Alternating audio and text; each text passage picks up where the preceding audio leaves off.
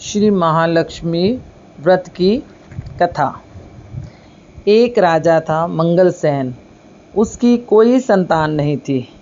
एक दिन जंगल में शिकार खेलने जा रहा था।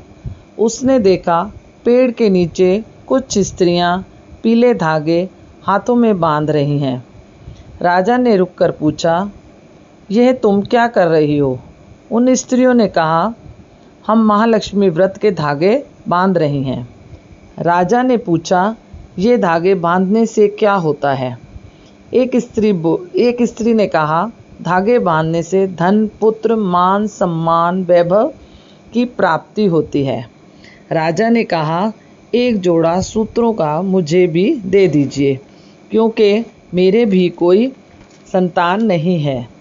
राजा ने ले जाकर वे धागे रानी को दे दिए और रानी से कहा, ये महालक्ष्मी जी के सूत्रों के धागे हैं, अपने हाथों में बांध लो, इससे सभी मनोकामना पूरी होती हैं।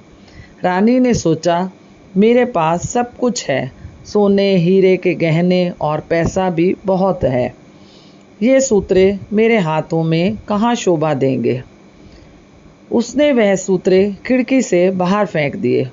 जब सुबह हुई, सफाई के लिए दासी आई तो उसने देखा ये पीले धागे कैसे पड़े हैं।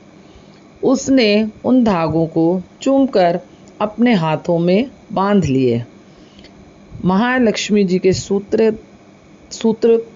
के धागे फेंकने से लक्ष्मी जी रानी जी से रुष्ट हो गई, जिससे राजा ने रानी को घर से बाहर निकाल दिया और रानी इधर उधर भटकने लगी। जहाँ भी जाती उसे कोई काम नहीं देता। जिस काम को हाथ लगाती उसमें कीड़े पड़ जाते। कुछ भी खाने लगती तो खा नहीं पाती, जिससे वह बहुत परेशान हो गई। एक दिन जंगल में पहुंच गई, जहां एक साधु की कुटिया थी। साधु कहीं गए हुए थे, पर रानी उस कुटिया में बैठ गई। वो आए तो दरवाज़ा खटखटाया। तब रानी ने अंदर से आवाज़ लगाई, आप कौन हैं? उन्होंने कहा, मैं एक साधु हूँ। तो उन्होंने कहा, रानी अंदर से बोली कि आपको ये बोलना पड़ेगा, तुम मेरी धर्म की धी, मैं तेरा धर्म का प्यो। साधु ने कहा, ठीक है। तब रानी बाहर आके साधु को सारी बात बताई। साधु ने कहा, तुम परेशान मत हो, तुम मेरे पास मेरी बेटी बनकर रहो। रहते रहते 1 साल बीत गया। फिर महालक्ष्मी जी का व्रत आया। रानी ने महालक्ष्मी जी का व्रत रखा और पीले धागे चूमकर बांधे, जिससे लक्ष्मी जी प्रसन्न हुई। फिर एक दिन राजा जंगल में शिकार करने पहुंचा।